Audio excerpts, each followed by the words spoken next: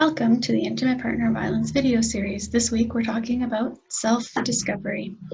There are some great resources on our website that go along with this topic, so take some time to check those out.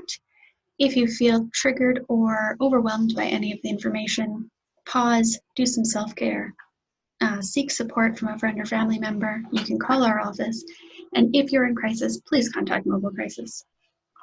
So self-discovery is exactly what it sounds like. It is discovering yourself. It is learning about who you are, what are your values, what makes you happy. And this is sort of a process that we go through our entire lives. And so why are we talking about self-discovery in an intimate partner violence video? It is not at all uncommon in an abusive relationship to get lost. You kind of get lost in trying to get through the day, in trying to survive, in trying to mold and change to fit the expectations of your partner, and really get focused on keeping the peace, on your partner's needs.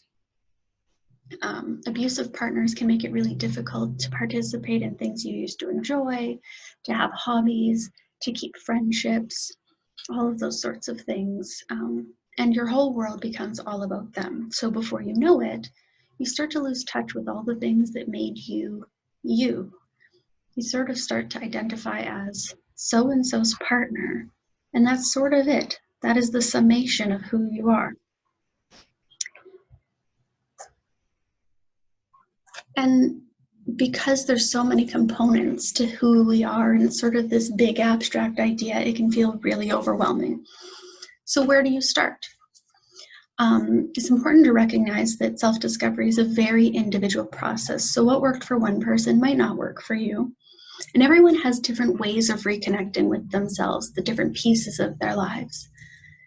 There are several really great activities that can get you started, but all of them fundamentally really start with looking inside yourself and separating what is you from what is learned from the abusive relationship. So what are the things that you actually like? What are your values? What are your beliefs? And what are the things that you had to learn just to get through the relationship? A really good exercise to start with is the values exercise. So sometimes in abusive relationships, for many, many reasons, we're not able to live according to our personal boundaries or values, and they get lost. A good way to kind of find your core values is to do a values exercise that asks you to look at a list of values. And there are lists upon lists on the internet, hundreds of values, things like loyalty, honesty, love, connection, friendship, family, money. And it asks you to kind of start removing values from a list by looking at what are the 30 most true to me. And out of this list, what are the 20 most true and the 10, until you have a few main core values that make up things that are most important in your life. And from there, you can kind of start to look at, how do I live according to those values? So if friendship is a value for you, loyalty and friendship, how do you reconnect with friends and start to build friendship back into your life? Sometimes asking yourself questions or spending some time journaling with writing prompts can be helpful. Sometimes questions are really hard to answer at first.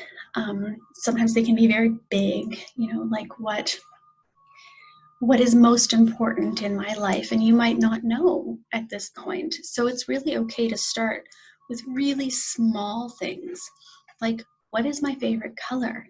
And write a journal page about why it's your favorite color and how does it make you feel, and how do you know it's your favorite color? What music makes me happy? And what kind of food do I love? And kind of build up to bigger questions, like if I could have any career in the world, what would it be and why? And just having those little teeny pieces, sometimes you don't realize that you've lost those small fundamental parts of who you are, and you start to gain those back and get momentum, and then it feels easier.